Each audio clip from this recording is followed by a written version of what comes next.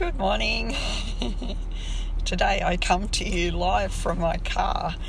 I've been on the road, and my phone is having a couple of conniptions, and I've currently got it plugged in the engine running so that I can do this.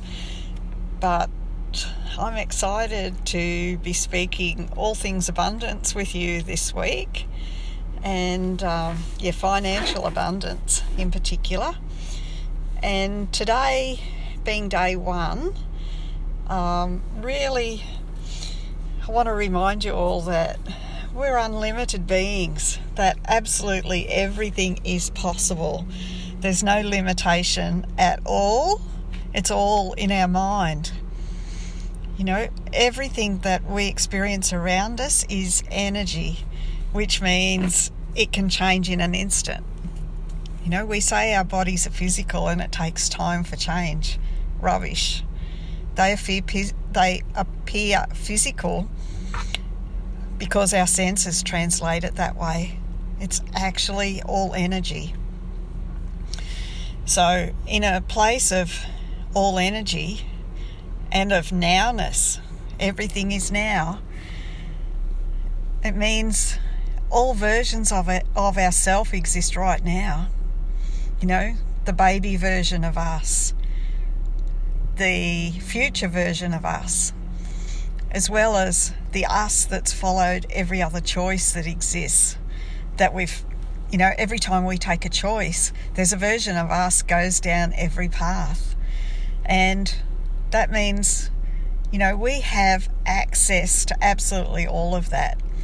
Now, we live in a linear world, so, we don't believe, or we probably don't want to go back to our baby self.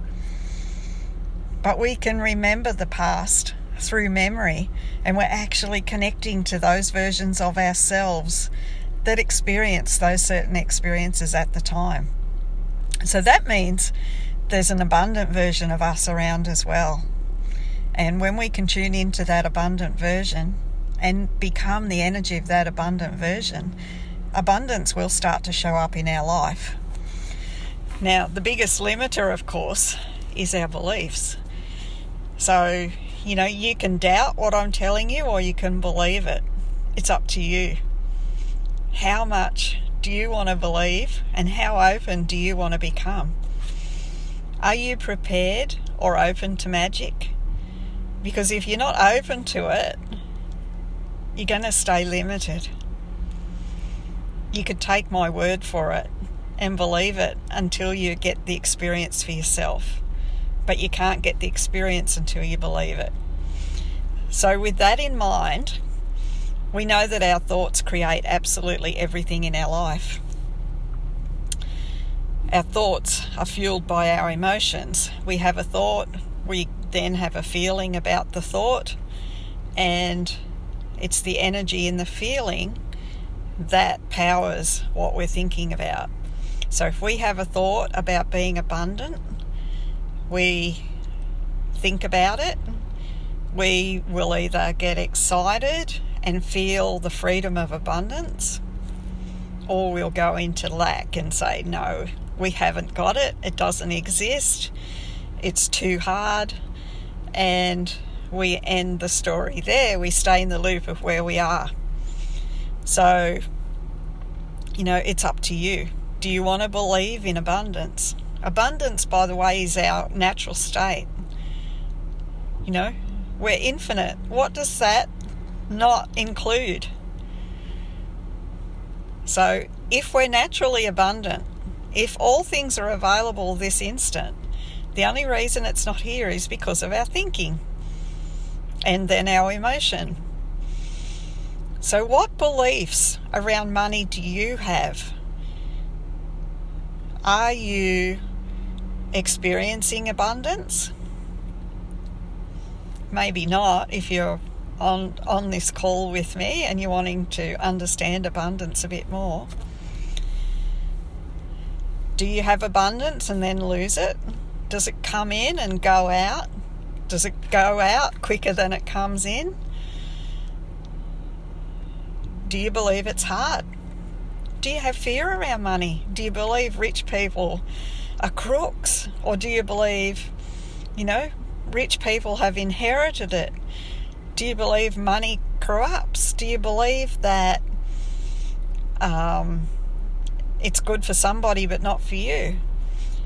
It's really worth looking at your beliefs. And most of our beliefs came from childhood, between the ages of 0 and 7 or 8. And quite often our beliefs come from overhearing conversations or being around conversations and not understanding them fully. Because as a child, we have limited understanding, especially around finances.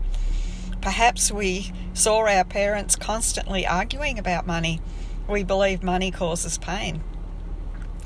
Maybe, we were told as kids, no, you can't have it, we can't afford it.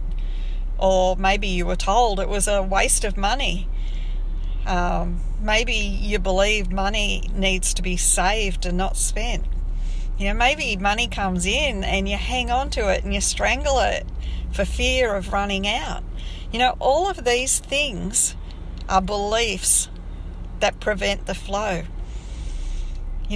Everything in life is energy, but energy is only powerful when it's in motion. Our car has a powerful engine in it. When it's turned off and sitting in the carport, it's just a chunk of metal. Hello, Alicia.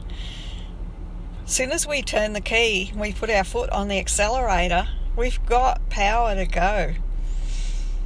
And all energy is the same. We have a constant stream of energy in us and flowing through us that we can put to creating anything in our life that we want. But if we don't choose to create, if we choose to settle for what is, if we go into lack and scarcity, if we stop the energy flow, we stagnate. Money isn't meant to just sit in a bank account. Yes, I agree, savings is awesome, but savings is only a portion of the money that comes through our life. So it's really important not to strangle your money, but to let it flow. It's a flow of good. Money comes in, we spend it. It creates joy in our life. It feeds other people as well. It creates joy, for the shopkeeper, for the staff, for the people who make what we're buying. Money is meant to go round. It's not meant to stagnate.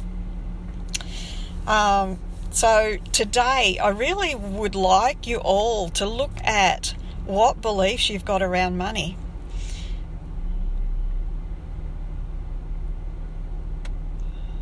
Oh, I hope there is sound, Alicia.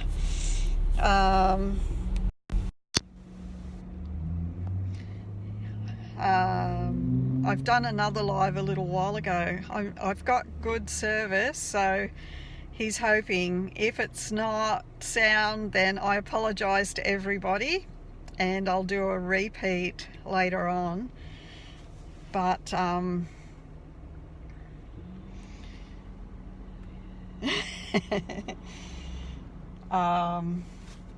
go on, and if there is no sound to this video, then actually I might stop and I'll try again.